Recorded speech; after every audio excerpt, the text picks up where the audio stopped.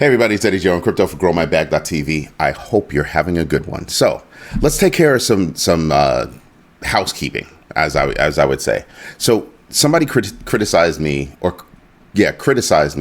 on thinking that I was not already involved in Chainlink. What I said is I am adjusting my DCA strategy to give more to Chainlink. That's what I said.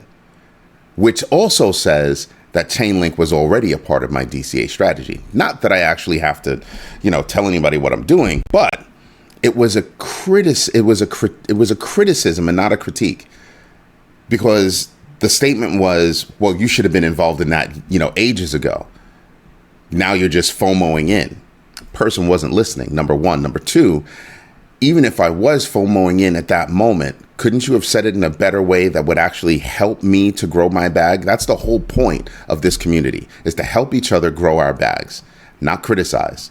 It's supposed to be a space where we can each share our own ideas and own opinions. Hutanik and I seem to have epic conversations back and forth about all kinds of blockchain technologies. And it's great because I learn a lot. And even if he doesn't share something with me, or I don't share something with him that either of us get a pearl from, the conversation is still good because it keeps us sharp and honest in our opinions.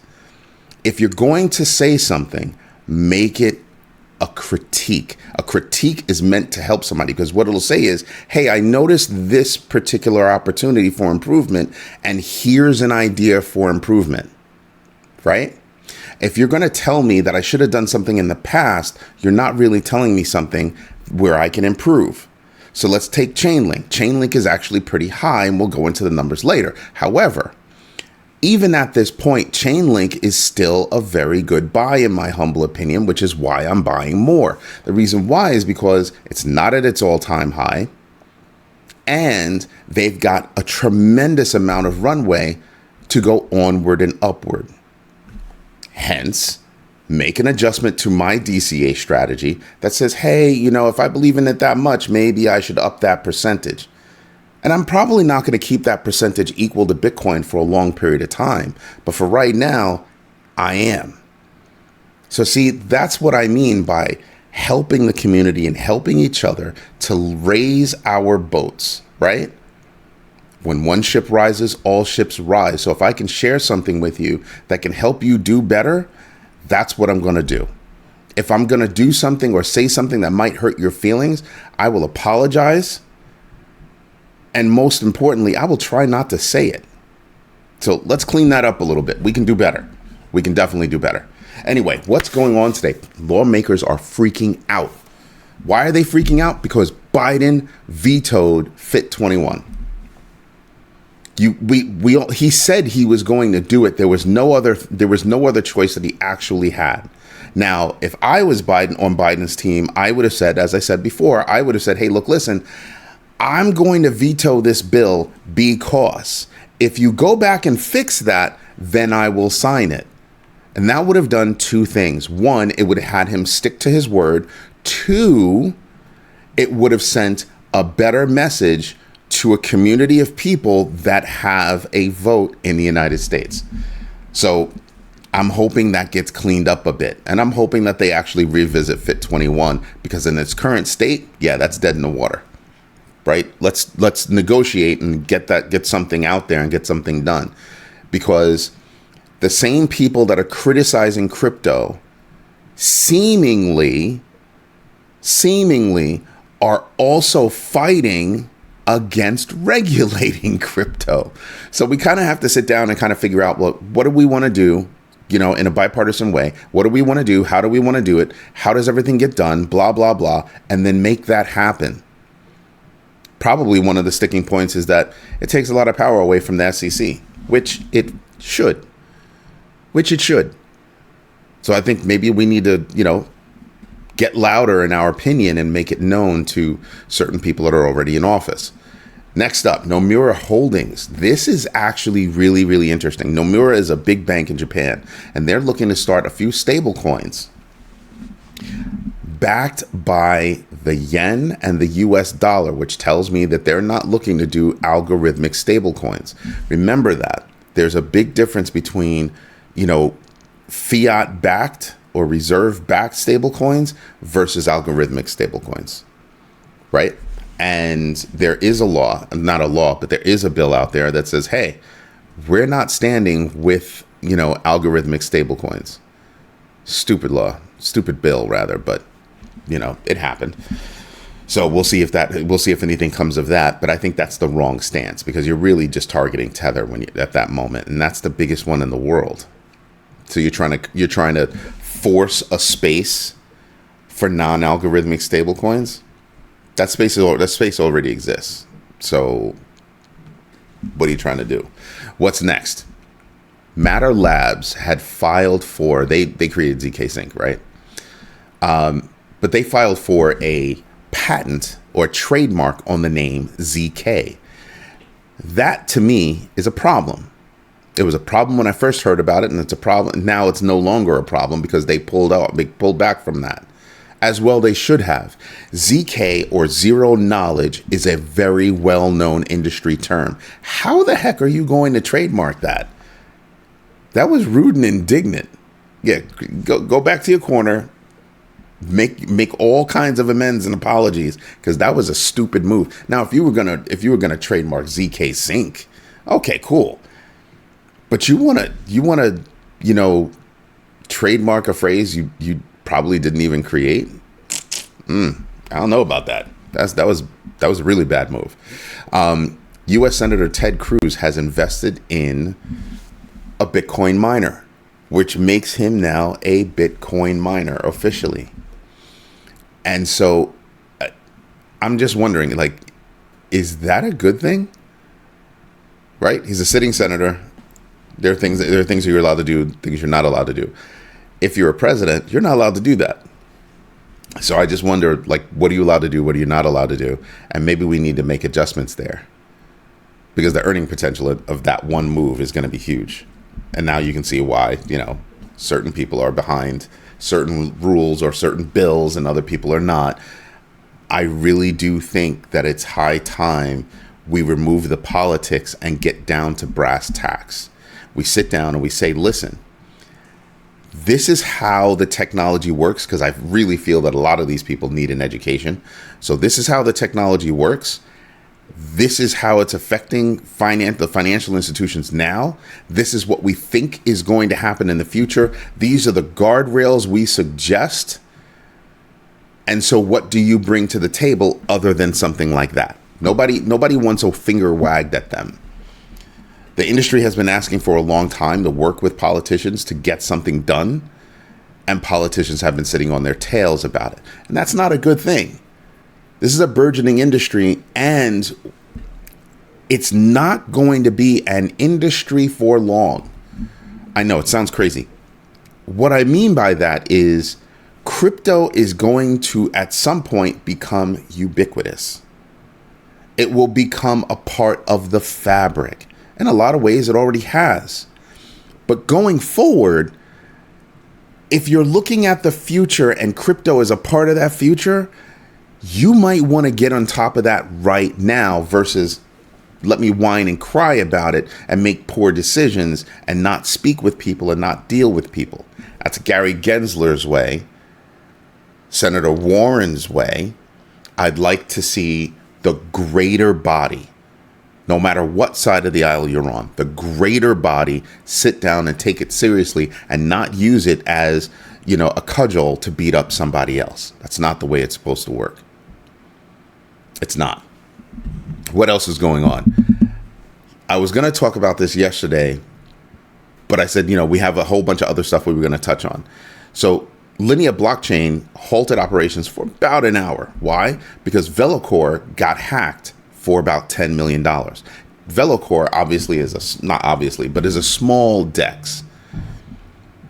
It's not a huge DEX, it's a small DEX, but a DEX nonetheless.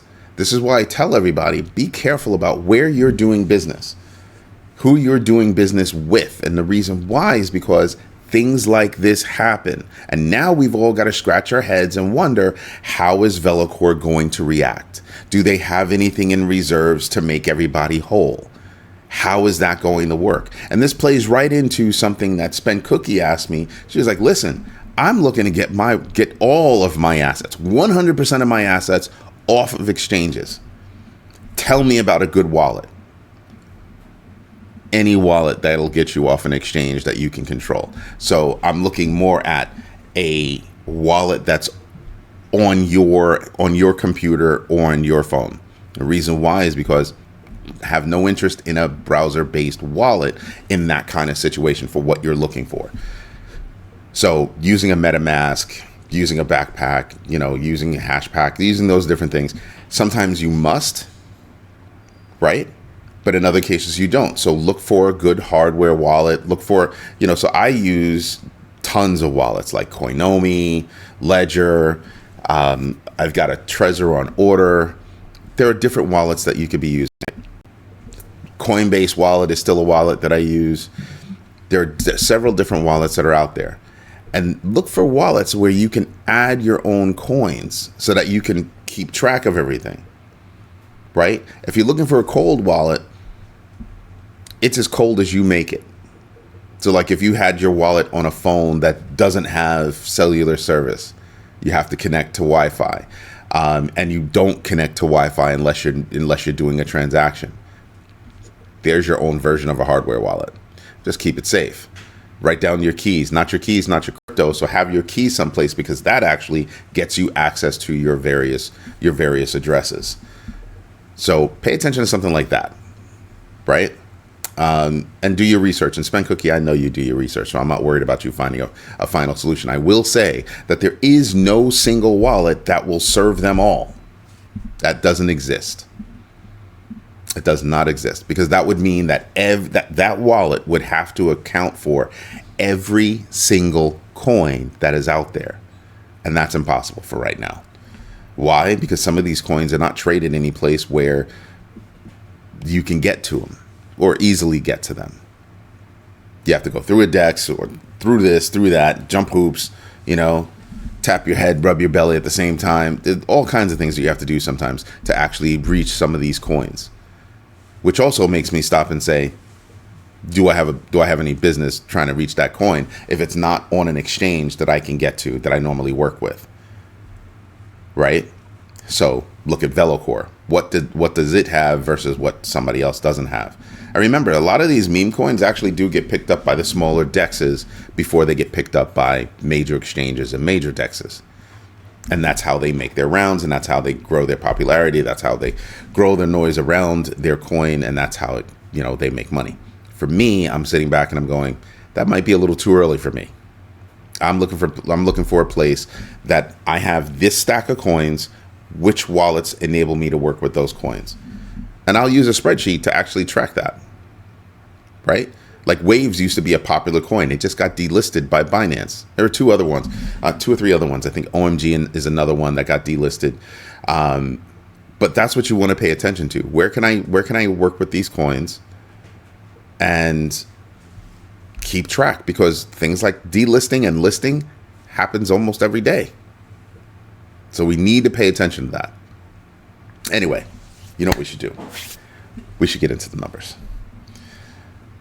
I didn't have my watermark again. You guys got to correct me on that. I feel horrible that I don't have the watermark up. Let's move the notes. All right. So let me just refresh this real quick, because I haven't refreshed it since I've been on. And come on, data. Let's go. There you go. Now, let's see who's down. So the list of who's down stops right here at number 7. And there's nothing in here that I'm really paying attention to. Like nothing. Everybody's in the hundreds and above. Don't care. Who's over here making money? Again, if you're talking about, remember, my list, these winners and losers are made up of or comprised of the top 250 coins. And when I look at this, well, everybody seems to be moving laterally, right? Because you know about my 5% rule. So everybody's moving basically laterally, except for Floki, who just popped 14%. That's a big one. Let's see. Notcoin jumped 11%. That's huge. And that's because apparently that game on Telegram has gone viral. So there we could be looking at more moves by Notcoin in the very near future. Who else is on here? Caspa moved. I don't have a bag of Caspa, but Caspa's been around for a minute. They moved about 8%. Athena, I've been hearing a lot of noise about. I have not done any research on it. I just know the name, and it is also within the top 100 coins. So it has moved 100%. Bonk has moved. I mean, it has 100%. I wish. It has moved 8%. Bonk has moved 7%. Gala Games seems to be trying to make a comeback. They moved 7%. Dog with Hat has moved 6%. So we've got a few things that we could pay attention to that are moving in a positive direction. I am making special note to Sandbox. Why? Because I think gaming is going to make major moves back. Gaming is a very big space, and it has a huge impact on crypto. Why? Because you're using crypto in the games. That's how that works. Now, what's up? Let's start here with the Fear and Greed Index at 73. No move. DeFi Llama back up to 132. Not bad. And you can see Bitcoin just trying so hard to get to 70. Trying so hard, just not getting there. So you can see my green line at 69,335. It's currently trading far below, right? It's currently trading at 69, just above 69. Bitcoin's got to hit and maintain above 70. It's got to gain some momentum and hit above 70. That bill, had it been signed into law, definitely would have pushed things forward. That would have been a huge catalyst. Instead, has no negative impact, right? Just pay attention. Has no negative impact, but it also had no positive impact. So we're just going to continue just traipsing along this lateral way until we get some a macro event, like, let's say, I don't know, an Ethereum spot ETF starting up. That would do it. Would it be tremendous? I don't know about that, because it takes time to ramp up and everything else, but it would be a constant news stream that would be positive. And that's what I'd be looking at, right? But you can see right here, WIF is up huge, Bonk not, even Athena right there, Floki's up, Caspa's up. You can see, but you can also see that there are opportunities. And I'll show you right here on this list. You can see that there are opportunities right here where these coins are not at their all-time highs. And the farther you are away from your all-time high, like, let's take a look at that list right there. The farther away or further away you are from your all-time high, right here, the more hope I have for you. So Floki is only 17%. It's saying that we're right here, and on any positive news, where it's ready to explode beyond. Something else about Floki, I think that team has got some tricks up their sleeve in a good way. I think they're starting to realize, hey, we've got something here, and we plan on doing something with it. And that landed them in the ranking in the top 50. Not bad. But just looking at things again, look at this. If you're looking at coins with, double digits, 21, Caspa's 21% off its all-time high. Athena is 36% off its all-time high. Bonk 24. Gala 94. Because it fell hard. But I think gaming's coming back. Dog with Hat, 29% off. BNB chain is only 8% off its all-time high. It's been riding high for a minute, and it's been maintaining that spot for a minute. So I am paying attention to that. If you're looking at Pepe, if you're a Pepe holder, you're 11% off its all-time high. Injective, 52% off its all-time high. That's why I say pay attention to all-time highs as you maneuver around making your purchases. It does make a big deal. It really does make a big deal. And you can find some things that when the new all-time highs are hit or set, you could be in the money. So I do pay attention to that. Anyway, this is Eddie J on crypto for growmybag.tv. I hope you like what I'm doing. Don't forget to share that with the rest of your community and see what else happens. Tune in again. Have a good one. Bye-bye.